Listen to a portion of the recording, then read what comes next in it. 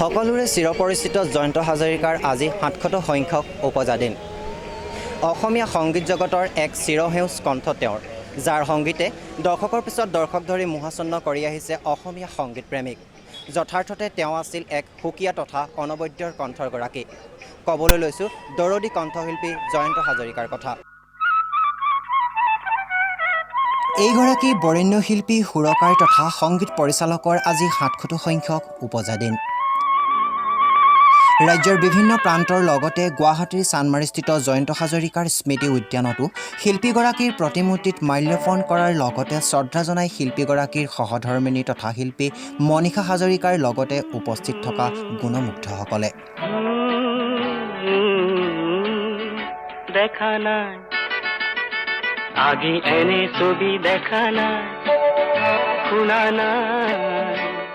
উল্লেখ্য যে Covid protocol মানে সীমিত সংখ্যক গুণমুগ্ধৰ উপস্থিতিত শিল্পীজনাৰ জন্মদিন অনুষ্টুপীয়াকৈ পালন কৰা হয়।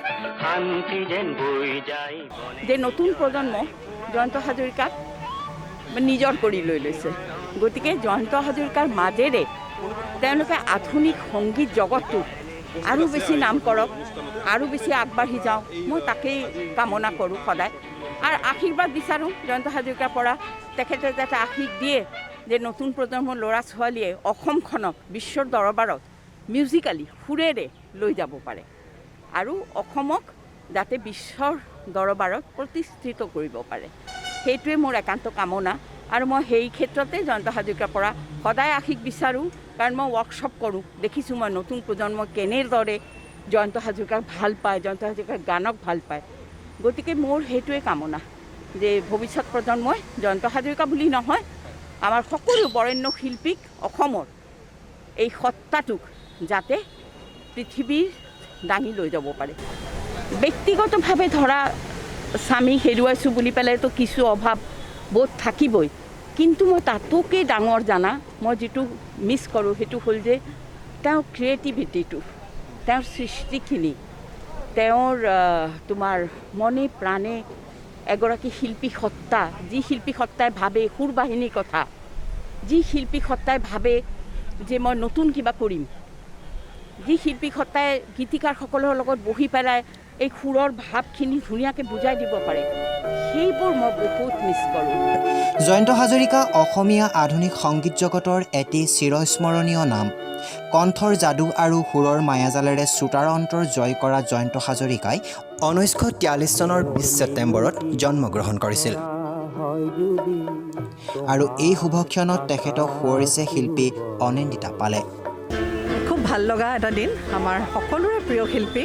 মই স্পেচিয়েলি ইমান বেছি অনুপ্ৰাণিত হৈছোঁ তেওঁৰ কম্পজিশ্যনবোৰৰ পৰা। আৰু এক কথাত এজন মডাৰ্ণ কম্প'জাৰ, যাৰ কম্পজিশ্যন জেনেৰেশ্যন টু জেনেৰেশ্যন এনেকৈ ল'ৰা ছোৱালীয়ে আঁকোৱালি লৈছে, আৰু একোটা গান এনেকুৱা লাগে যে কালিয়ে সৃষ্টি হোৱা গান, সেইটো এটা তেওঁৰ বিশেষত্ব আছিলে। আজি এনেকুৱা এটা দিনত ইয়াত আহি আমি উপস্থিত হৈছোঁ, মোৰ খুব ভাল লাগিছে। মই ফৰ্চুনেটলি গুৱাহাটীত আছিলোঁ এই সময়খিনিত, খুব ভাল লাগিছে তেওঁক তেনেকৈ এটা গীতৰ মাধ্যমেৰে। যিহেতু নিজৰ ঘৰৰ পৰিয়ালৰ মাজতেই জয়ন্ত হাজৰিকাই লাভ কৰিছিল এক প্ৰাণচঞ্চল সংগীতময় পৰিৱেশ, আৰু সেই সংগীতক আজিও বহুজনে স্মৰণ কৰে।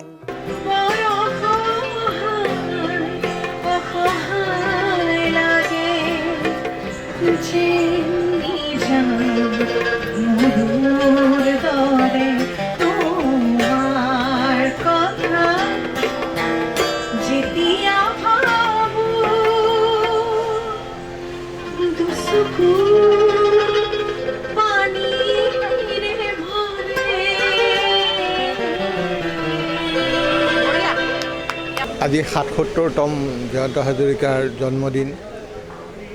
আমাৰ এটা অৰ্গেনাইজেশ্যন আছিলে স্বৰাঞ্জলি, আৰু আমি স্বৰাঞ্জলিৰ তৰফৰ পৰা আমি প্ৰত্যেক বছৰে জয়ন্ত হাজৰিকাৰ আজিৰ এই জন্মদিনটোত আমি বিভিন্ন কাৰ্যসূচীৰে পালন কৰি আহিছোঁ। গোটেই দিনভৰা কাৰ্যসূচী থাকে, গীতৰ প্ৰতিযোগিতা হয়, সন্ধিয়া গীত মাতৰ অনুষ্ঠান হয়। এইবাৰ এনেকৈ আহি আৰু ইয়াৰ মূৰ্তিৰ তলততো সদায় থকাই যায়, আৰু এইবাৰ আমি অলপ ব্যতিক্ৰমীভাৱে আমি ফেচবুকত এটি অনুষ্ঠান স্বৰাঞ্জলিৰ তৰফৰ পৰা অলৰেডি প্ৰচাৰ কৰিছোঁৱেই। আজি ৰাতিপুৱাৰ পৰা এইটো ফেচবুকত বাজি আছে। এনেকৈ আমি জয়ন্ত হাজৰিকাৰ গীত সুৰ আৰু তেখেতৰ যিটো গায়ন শৈলী আজিৰ নৱপ্ৰজন্মই হওক বা অন্য আগৰ পুৰণা হওক জয়ন্ত হাজৰিকাৰ গায়ন শৈলীটো সম্পূৰ্ণ বেলেগ আছিল তেওঁ সূক্ষ্ম নোটবিলাকো তেওঁৰ গীতত চুই গৈছিলে প্ৰত্যেকটো গীতে তেওঁ সেইকাৰণে এটা ধাৰাৰ এটা সৃষ্টি হৈছিলে যে আৰু অসমীয়া আধুনিক সংগীতৰ প্ৰকৃত জন্মদাতা বুলি ক'বলৈ হ'লে জয়ন্ত হাজৰিকাকে ক'ব লাগিব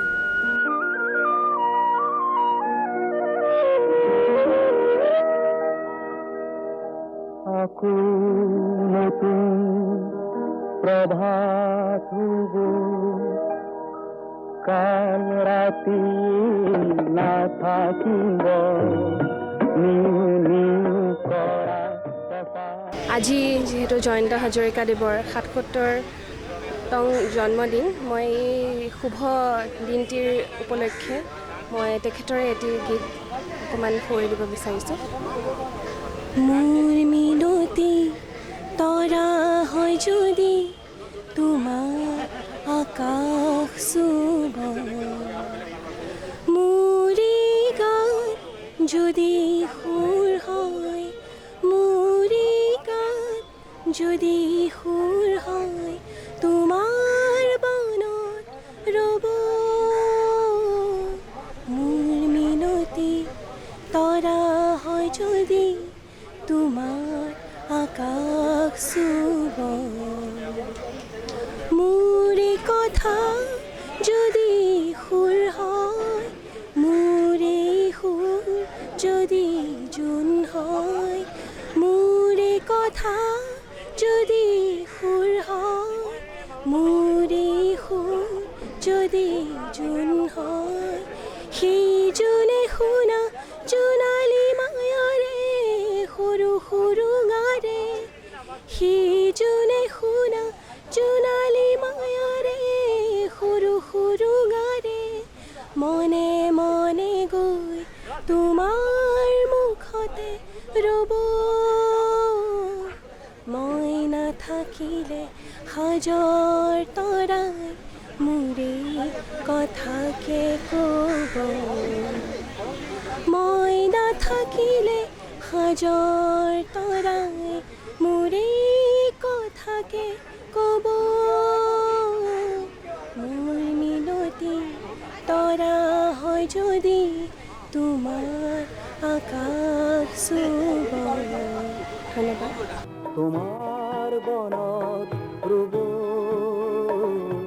মোৰ মিনতি তৰা হয় যদি তোমাৰ আকাশ নিউজ ডেস্ক ৰিপৰ্ট জাগৰণ নিউজ গুৱাহাটী